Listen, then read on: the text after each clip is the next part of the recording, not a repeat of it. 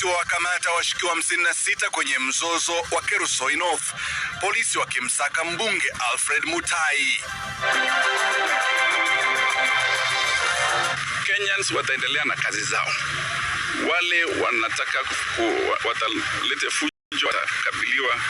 Ole wao wanaotaka kuleta vurumai Juni 25. Naikta Jenerali wa polisi aonya vijana dhidi ya kuzua fujo.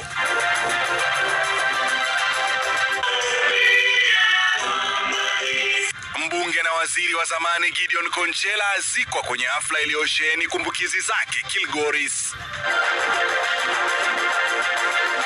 Nataka kuwatakia kila laheri siku ya wababa, na niwaambie kwamba tusimame imara, tuwe viongozi na tulete uongozi bora.